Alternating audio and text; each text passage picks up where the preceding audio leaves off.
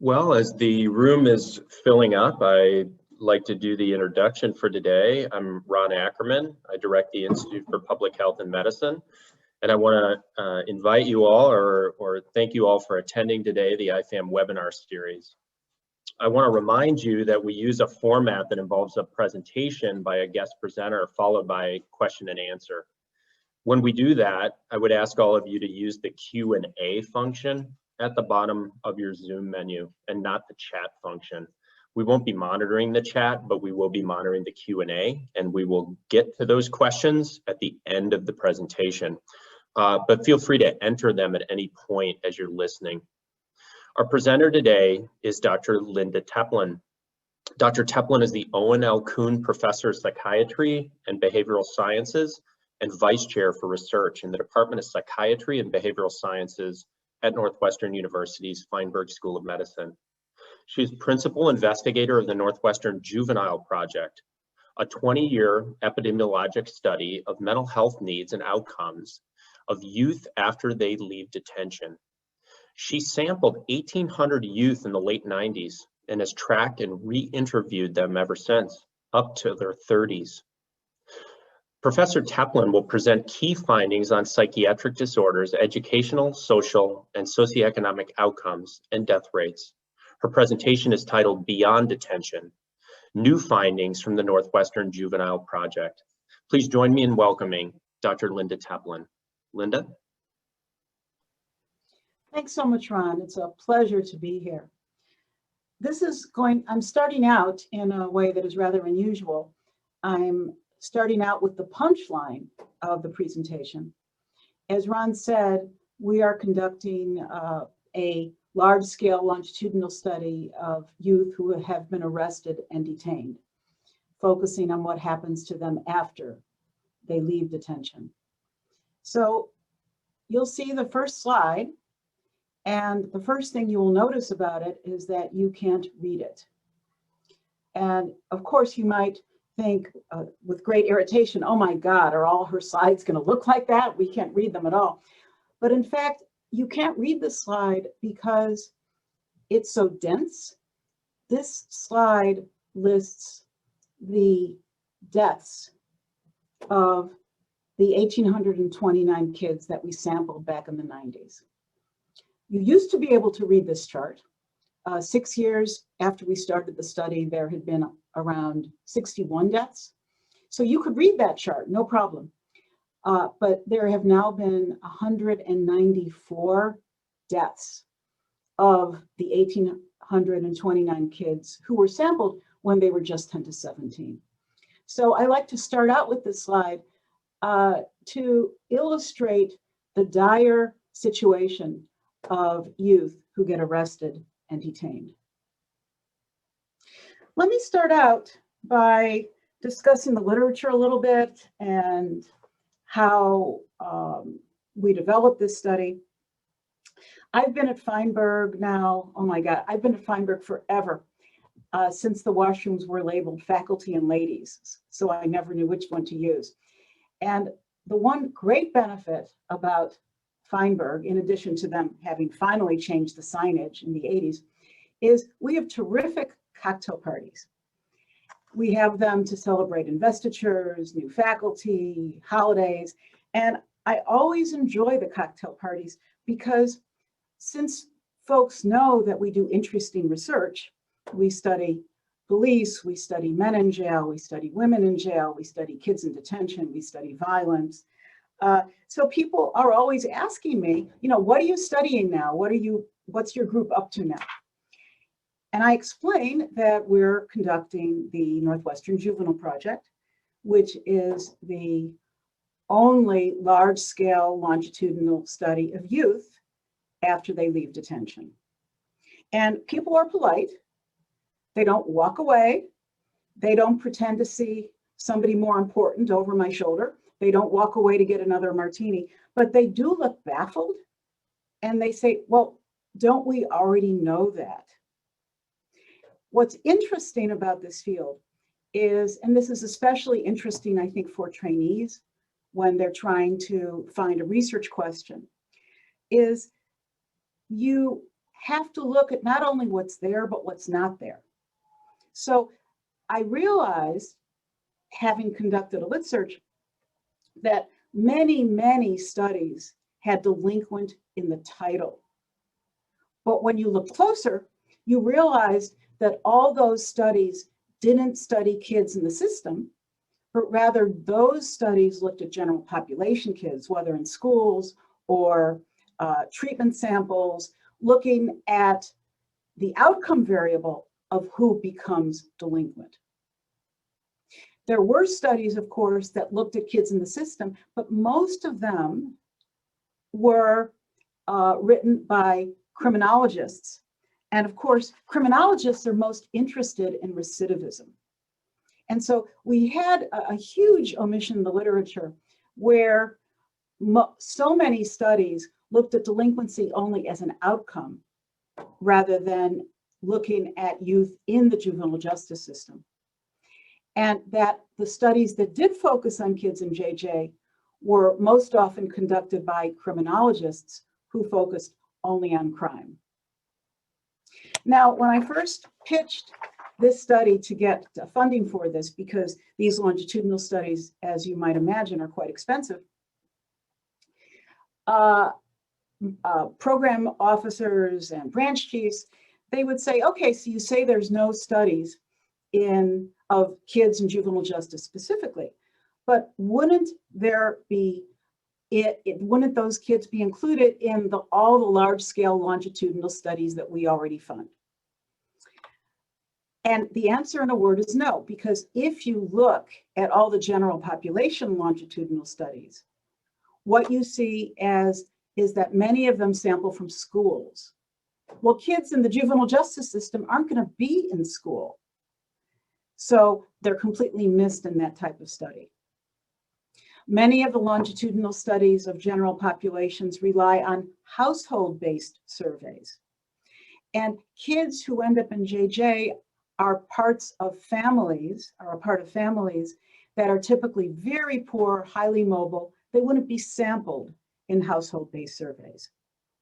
And then what's really quite dreadful is that when you look at basically any of the large-scale longitudinal studies funded by NIH, whether they're NHLBI, NIDA, NIMH, NIAID, any of those studies, not only do they never sample people who are incarcerated, juvenile or adult, but even worse, if their original participants become incarcerated at follow-up, they're dropped from follow-up. So what's fascinating to me is that when planning this, there was a massive hole in the literature, just massive. And I pointed this out in our grant applications in a way that evidently was persuasive, so that we've been able to get our study funded, in this case, the Northwestern Juvenile Project, since the mid-90s. Let's go to the next slide. So people also say to me at cocktail parties, well, why are you studying this? What's the rationale for focusing on this population? Are they that important? Is it that many people? And the answer is that it's a huge number of children. Now, it's gotten better over the years. So it used to be that the one-day count of kids in detention was over 100,000 in 1999. And that's dropped now to 44,000. And this reflects, by the way, around 850,000 arrests of youth. I also want to emphasize that, people always think, well, these are just bad kids. They're just poor kids. That about 30% of these youth in detention are just there awaiting disposition of their case. So it's a tragic situation, especially because, as I mentioned, these kids are guilty of being poor. I'll get to my sample in a minute, and I'll explain to you how biased that sample is. So the first reason we wanted to study it is just looking at the sheer numbers of people of kids who are coming into juvenile detention. But the second reason to focus on kids in detention, next slide, is to address health disparities. Youth of color comprise about, 20-some% of the general population, but well more than 50-60% of youth in detention, youth and adults. This chart looks at African Americans, who are the minority group that is most affected. And we see from this chart that although they comprise about 13% of the general population, Black kids comprise nearly 40% of youth in detention. So, just think of that disparity. And next slide. Arrest for poor Black kids in urban neighborhoods is almost a normative experience. This reflects data published in a JAMA journal some years ago. And they found that among poor inner city Black youth, 1 out of 4 was arrested by age 18. 1 out of 4. So, although the situation's a little better, it's a terrible situation for poor people. Because let's think about this. Detention has substantial costs for society and for the perpetrators.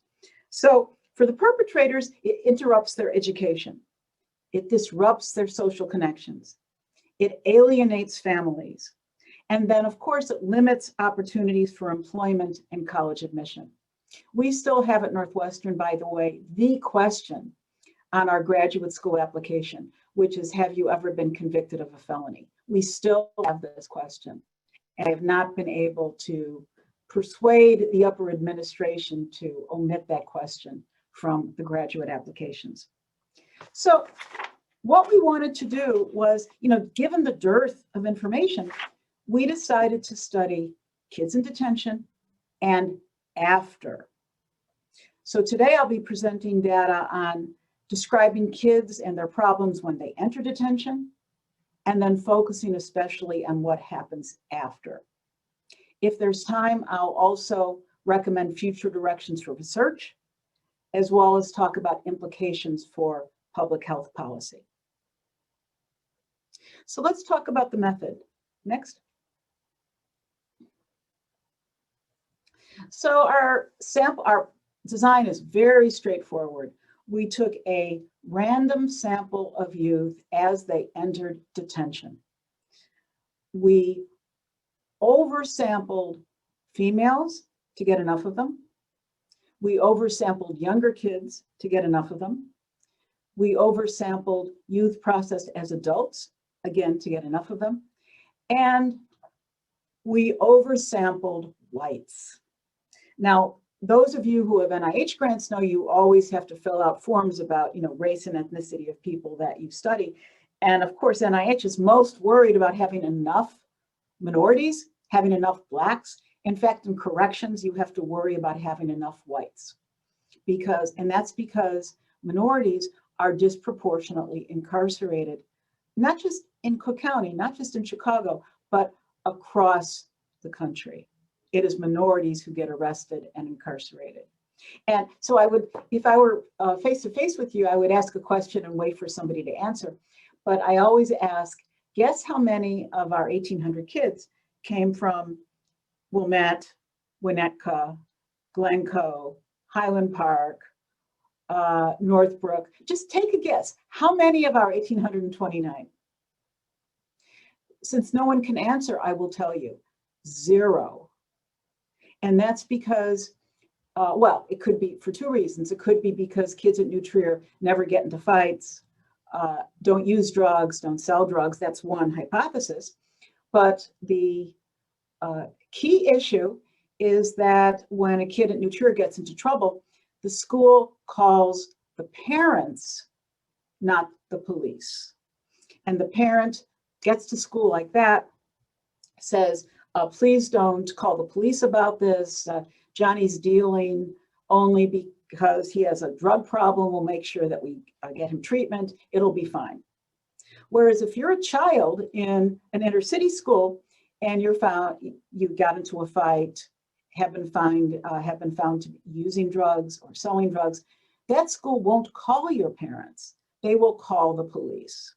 And so hence you have the school to prison pipeline.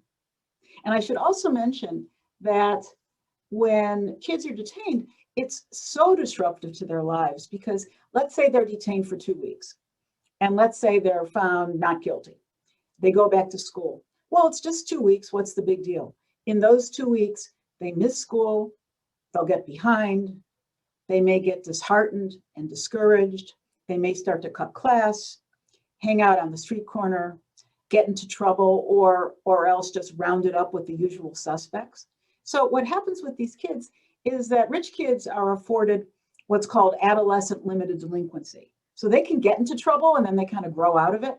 But when poor kids get into trouble, they're not allowed to engage in adolescent limited delinquency. They're punished and on a trajectory that is devastating.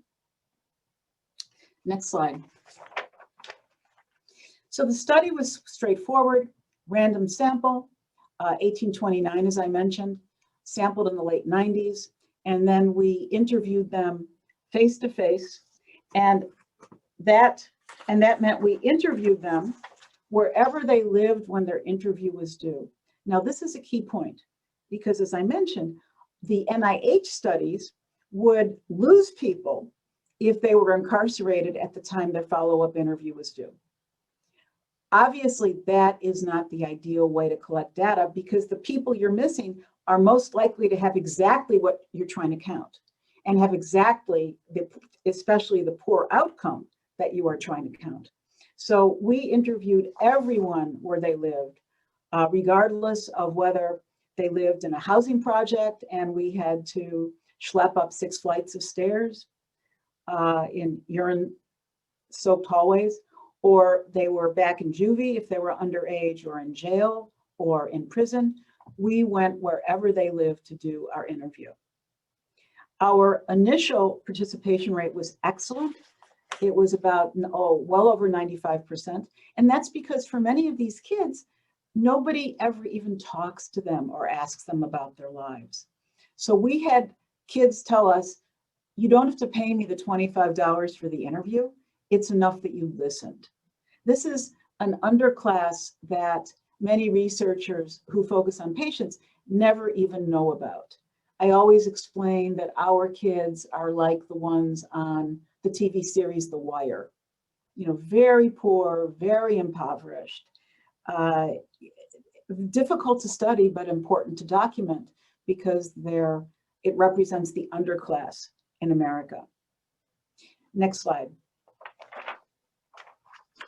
So let's review some of the findings. A lot of these I will go through rather quickly. All of them are quite depressing. So this is a slide showing the IQ of these kids. And what you'll notice is that there are so few that are above average that you can't even see the little bit of the darkest color at the top. And actually a graduate student recently proposed, we're thinking of applying for another grant, to look at longer term outcomes up to the 40s. And the graduate student suggested, well, let's look at IQ and see if IQ makes a difference if kids with better IQs do better long term, even though they've had the problem of having been arrested and processed as delinquent youth. And the funny thing is, of course, you can't study a variable that doesn't vary. So that virtually all of our sample is a small proportion or average, almost all are below average.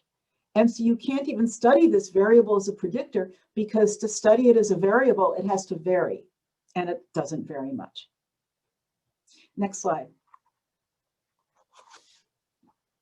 Psychiatric disorders. So this is disturbing because a lot of kids get into trouble because they've been maltreated, physical abuse, sexual abuse. So we think this represents the tip of the iceberg. This is from self-report. And we found that about 3/4 of the girls and more than 2/3 of the boys had been physically abused, even moderately. And then sexual abuse, of course, is very common, especially among the girls. By the way, we have an article in American Journal of Public Health a number of years ago demonstrating that only a small fraction of these cases ended up in DCFS. Okay, next slide. Traumatic experiences, it's the norm for these kids. They live in poor neighborhoods. They hear the sounds of guns constantly. They may watch neighbors being shot. They may have been hurt themselves. And so what we see is about more than 80% of the girls and more than 90% of the boys have experienced one of these traumas listed in the slide. Next. We also looked at psychiatric disorders. This is a list of them, and we assessed them with structured clinical interviews that were then scored by computer.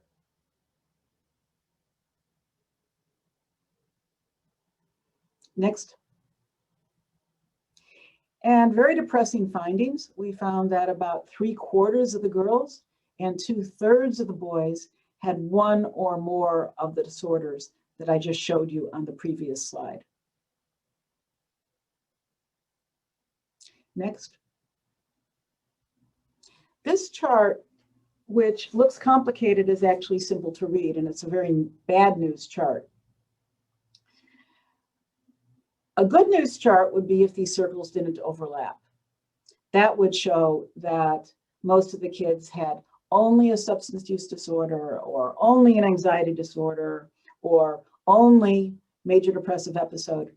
But what this chart shows, as well as the next chart, is that most of the kids in our sample had more than one disorder, meaning comorbid disorders. And that's illustrated by the overlap of the circles. And that's the case among males, and next, and also among females. The patterns of comorbidity are different, but they are similar.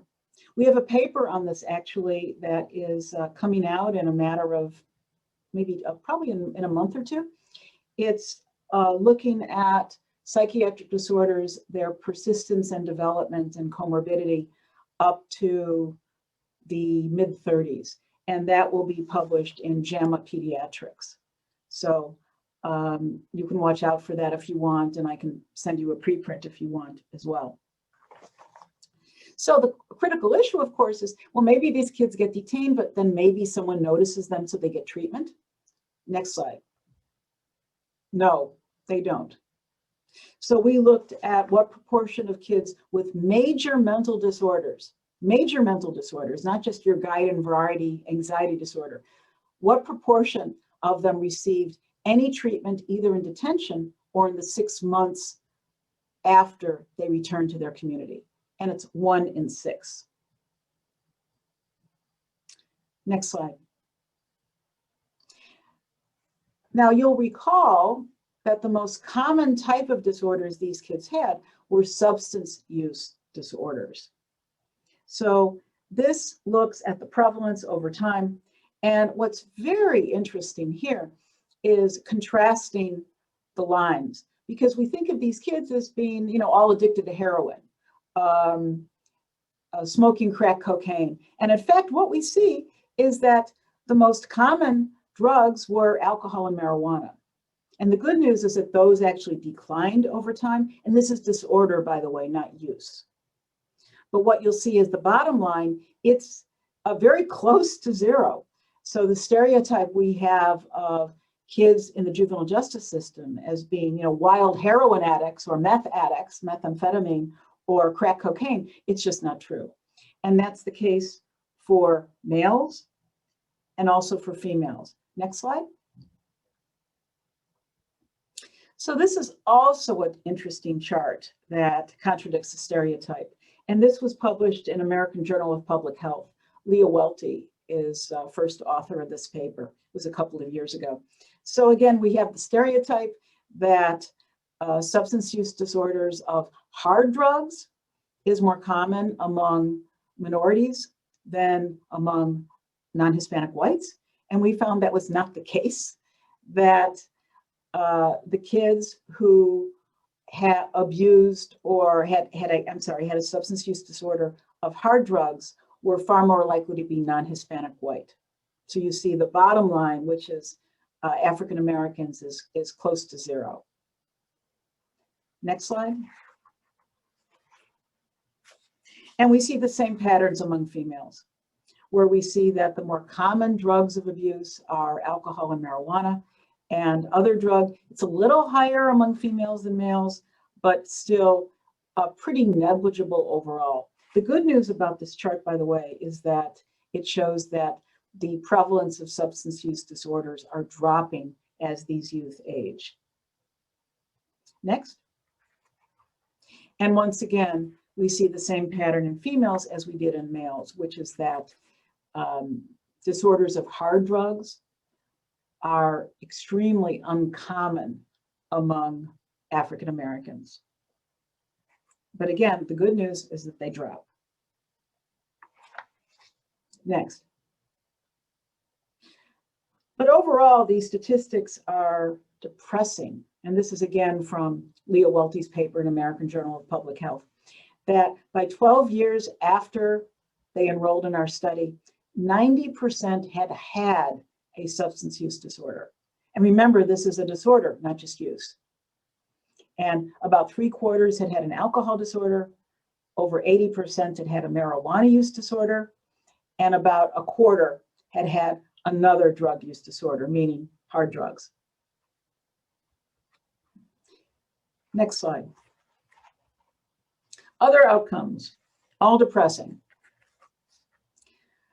So reincarceration, not surprising, but again, still depressing.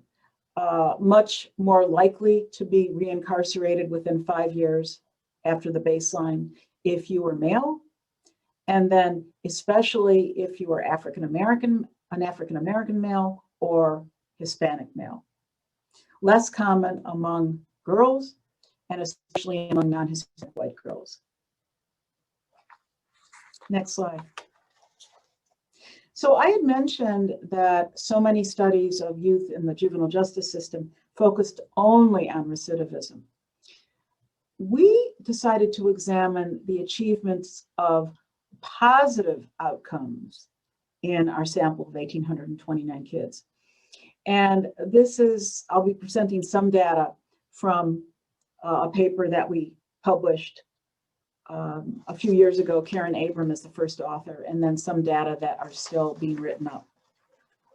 These are the positive outcomes that we studied: educational attainment, gainful activity, which could have been school or working, desistance from criminal activity, that was only one of them though, interpersonal functioning, parenting responsibility, and there we set the bar very low. It was basically, are you spending time parenting your child, and have they not been taken away by DCFS?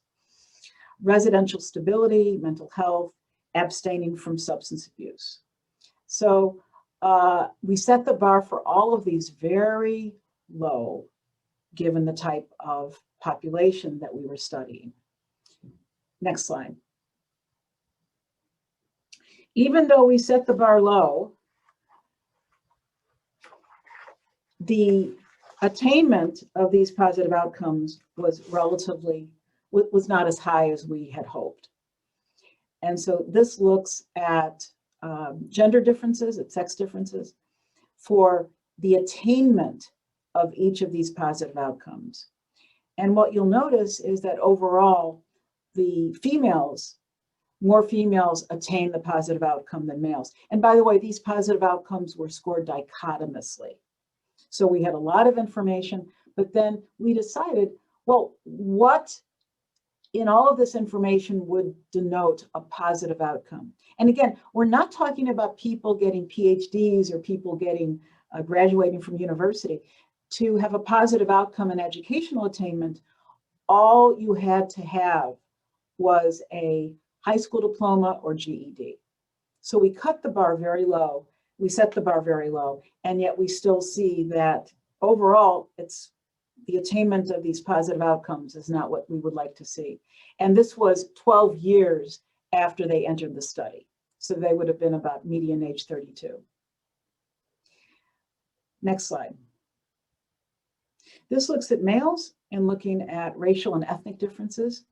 And what we see here is that where there were racial and ethnic differences, the non-Hispanic whites, more of them were able to attain that positive outcome than minorities. So again, not unexpected, but quite depressing. And remember, these kids kind of all started at the same place. They all started having been arrested and detained when they were kids. Next slide. So we wanted to see, so overall, how are these people doing? So we decided to say, okay, let's look at how many of our participants attained even 6 of these 8 positive outcomes, even 6 of these 8. And the results are very disappointing. So we see that girls do better, but that even among the girls, less than 40% of them, even the non-Hispanic white girls who did the best, had attained even 6 of those 8 positive outcomes. Now, those positive outcomes are such that all of the children of people in this audience would have attained them by probably age 22 without any problem. And here, 12 years after detention, we see that among males, only 9% of them had achieved 6 of the 8 positive outcomes, only 9%. And these findings, as I mentioned, were published in JAMA Pediatrics, and Karen Abram is the first author. Next slide. So we're going to circle back to firearm involvement and death and injury. So I have a couple of different findings to share with you. These will be published actually February 4th, so just next week in JAMA Open. We wanted to look at how involvement with firearms during adolescence, including victimization and perpetration, was associated with the perpetration of violence in adulthood.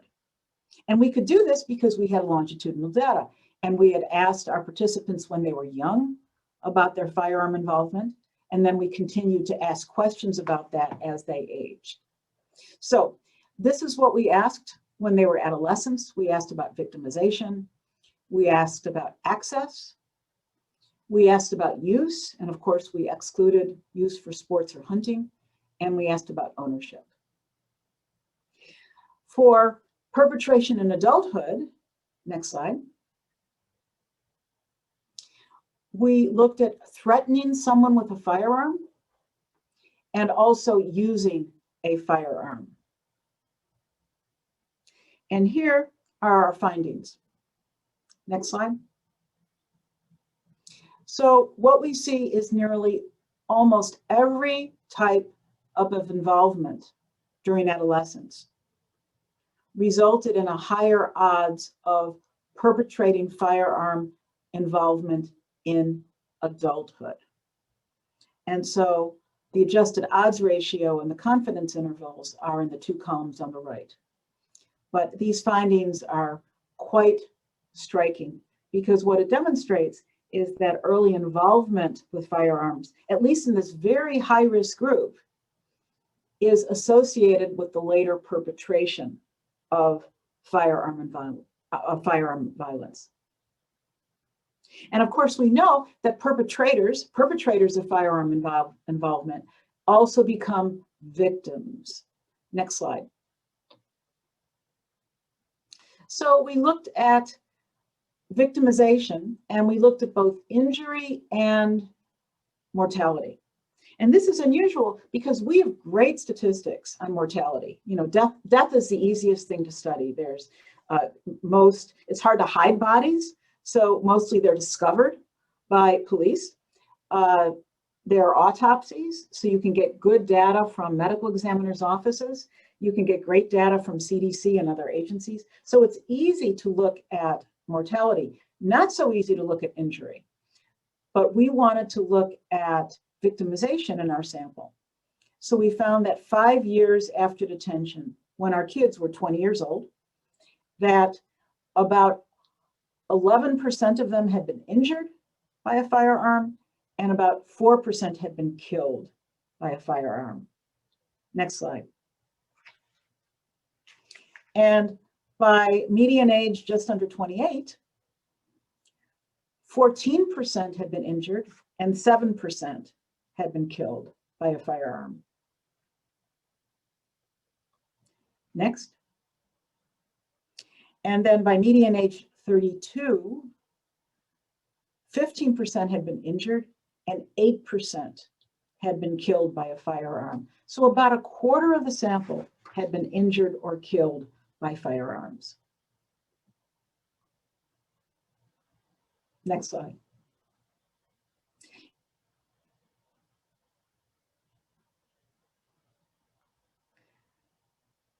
So you see that it's a fairly dire picture. And of course, who is most likely to be victimized? It is African-American youth.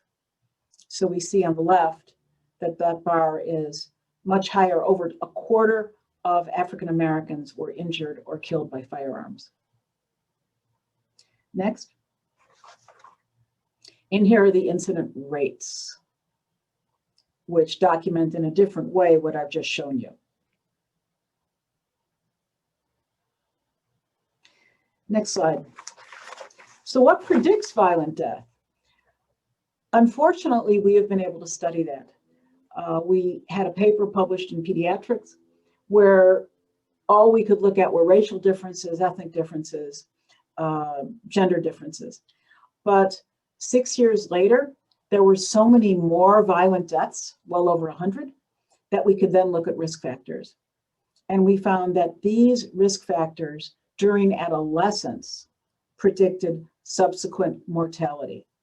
And they are, interestingly, gang membership, being involved in the drug trade, and not using drugs, but being involved in the drug trade, which is a very dangerous business to be in. And then having an alcohol use disorder. And of course, we know that alcohol can fuel arguments and aggravate conflicts. And so it's not surprising that these three variables would predict subsequent firearm mortality. Next slide. So we are back at the introduction, where there have now been 194 deaths. So over 10% of the sample, and about 5% of the sample have been killed by firearms. So it's a very depressing story overall of these kids. So let me take a few minutes to talk about implications for policy and also directions for future research. Ron, how much time do you usually like presenters to allow for questions? It's really up to you, Linda. You can, if you leave 10 to 12 minutes, I think that should be sufficient. All right, that'll be perfect. All right, great. Thank you so much. So implications for policy. Number one, reduce inappropriate detention. I mean, that's a no-brainer, right? Lots of these kids don't need to be detained. I'm sure kids at New Trier do bad things. None of them are detained. And so we have a system that targets poor kids, meaning disproportionately minority kids. And once they are on that track, they will fail because they're on a train that they simply can't get off. So the first implication is to reduce the gaps in the services so that youth don't fall into the juvenile justice net. So that means that we have to improve all the services, not just substance abuse and mental health, but all the services that involve youth. So primary care, schools, child welfare, the larger mental health system, because if we can intervene, we can reduce the chances that a kid falls through the service gaps into the juvenile justice net. Second implication, of course, is to provide screening in detention centers so that they can get adequate treatment. I showed you that only 1 in 6 of the kids with a major mental disorder received any services at all. And that's not even appropriate services. We didn't address that, but just any service whatsoever. What's most important, I think, is linkage to the community when they go back home, because that's where everything falls apart. Because even if they get some services while they're in the system, they go back home and they need to be linked up. And that can be terribly complicated. And once again, if they fall through the cracks of the caregiving systems, they may fall back again into the juvenile justice net and then be likely to graduate into the adult system as they age, and their lives are lost. There are also, and I think I wanted to mention that one of the major sources of the problem in the US is education, because our educational system is configured differently than any other comparable country, Australia, Canada, France, Germany, the UK. In those countries, the school systems are funded by the state or by the federal government. And so regardless of where you live, you get a pretty decent education, or at least you get an education similar to other kids' educations in that state or in your country. Only in the US are school systems funded by the local community. And that means that if you live in Wilmette and you go to New Trier, you'll have a great education. You live in the city of Chicago, you will go to one of the 10 worst school systems in the country. So that youth in the US are victimized by their zip code, because if they live in the wrong zip code, they simply can't escape. Unless, of course, their parents can has the savvy, information, or funds to send them to a private school or a magnet school. So we have stacked the deck against kids in our country because of how we have organized the educational system. I remember that whenever I speak, sometimes people say, well, we need jobs programs. And I think back to when one of our participants who was being interviewed in our offices, and that's unusual, mostly we go to their homes, but we had one participant who was coming into our offices, and I happened to answer the door because nobody was around. And he spoke to me and told me that he was coming for his interview, and he was from the US, he was not foreign born, and I could not understand him. So, what these kids need is an educational system so that they can learn to speak, they can learn to read, they can learn basic skills. Having a job program when they're 18 it's just too late. Other implications for public health: firearms, obviously, to target high-risk youth like our participants, using programs such as Cure Violence. Cure Violence uses outreach workers to interrupt the transmission of violence. And they focus on high-risk youth like ours, kids involved in gangs, kids who have been victims of shootings. And of course, neighborhoods matter, because many of these kids like mine, they don't get firearms in the home necessarily. They get them in their neighborhoods. If they live in blighted neighborhoods, it's easy to hide firearms, lots of places, so that they may borrow them from friends, they might borrow them from their gangs, there may be a hiding place for them, so that we have to address this so that we can reduce firearm violence, both victimization as well as perpetration. Blighted communities fuel firearm violence. Second public health recommendation for firearm violence is to educate pediatricians to intervene, in the sense that asking their patients' parents about storage of firearms, having pediatricians participate in programs such as Project Child Safe, where they provide for free a gun safe or a lockbox. Because if we can prevent kids from having access to guns, then we can reduce firearm violence. Let me just mention a few directions of future research, and then I'll open it for questions. So one critical question I have is the consequences of incarceration. We know the consequences on recidivism.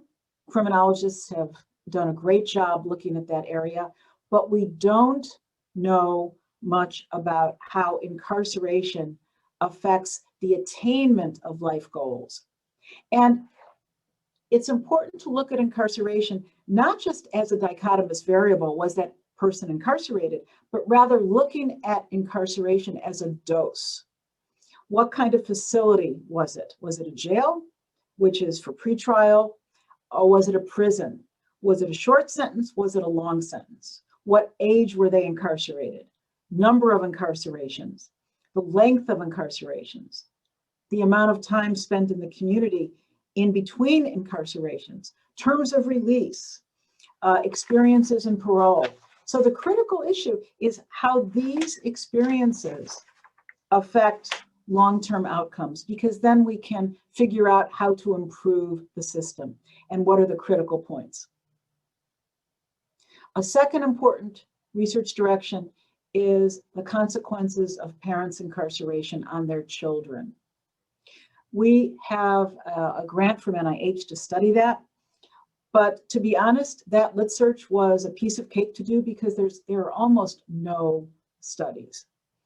It's as if people don't realize that every year, I think it's 6 million people cycle through corrections, and on an average day, there are 1.2 million people incarcerated. It's like, we don't want to think about that, and we don't want to think about how that experience of incarceration affects the family and affects the children.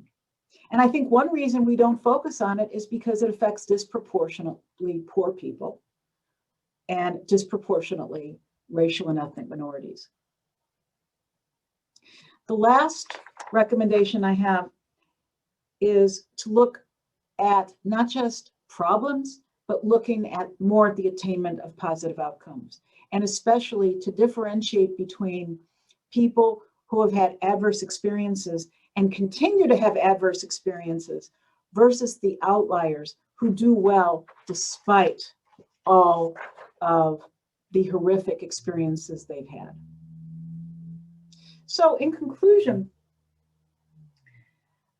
obviously, my bottom line recommendation is to improve services for these very poor populations, prevent unnecessary incarceration, have as few people incarcerated as possible, have excellent programs for when they are released. And none of this will be cheap, but the current situation is dire. We started, as I mentioned, we drew the sample in the mid to late 90s, and the kids were ages 10 to 17. We did our first follow-up interview 3 years later. And some of those follow-up interviews were, as I mentioned, conducted in homes. If we re-interviewed a female participant, almost invariably, she had 1 or 2 toddlers running around the house and she was pregnant. So this is an intergenerational problem that we need to interrupt. Thanks so much, and I will be glad to entertain questions now. Wonderful, thank you, Linda. That was great. We do have a few questions. Let me lead off first by summarizing a couple of them into one question, and it really relates to if you could go back in time and in this initial sort of recruitment into the cohort, if you had recruited sort of an individual from the same community who was not detained, for every person that was enrolled in the cohort. So like for, individuals exposed to the same adverse childhood experiences in the same same neighborhoods at the same time, same race, ethnicity, et cetera. How do you imagine that the outcomes might look different in that comparison population as opposed to those that you had recruited after detention? And I'm wondering, I guess part of that question is just, how much of this is upstream at the social determinants level and how much of it is related to the actual incarceration and detention system and the exposure of that on these individuals? Great question. So we decided early on not to have a control group. And that was because, as it is, this study is so expensive that there was no way that we could argue the need for a control group, especially given the wealth of literature on outcomes in non-incarcerated populations. There are so many studies of non-incarcerated populations that we are easily able in our discussion section, and actually sometimes in our results section, to use findings from those either to statistically compare in results.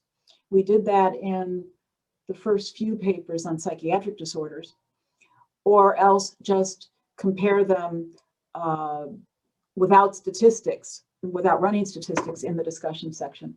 So I think that the outcomes of matched people would be also dire, but not anywhere near as dire as in our sample. And that's because, as I mentioned, even a short incarceration for a kid has dire consequences on their being able to stay in school, on their being labeled as a bad kid. Are some people able to grow out of that? Sure. There's the Sotomayor, Justice Sotomayor, lived in poverty, grew up in poverty, and people point to her as that, yes, it's possible to have a different trajectory. Of course it's possible. Is it common? It is not. And we have actually less social mobility as a society now than we did years ago. Great. So here's another, I guess, straight to the point question from one of the audience members. Do you think defunding the police or reorganizing their funding would fix or change this issue in any way? So I feel like I've lived through this argument before because we had studied police years ago, and our research question was how police acted in their role as street corner psychiatrists. And this was a study funded by NIH.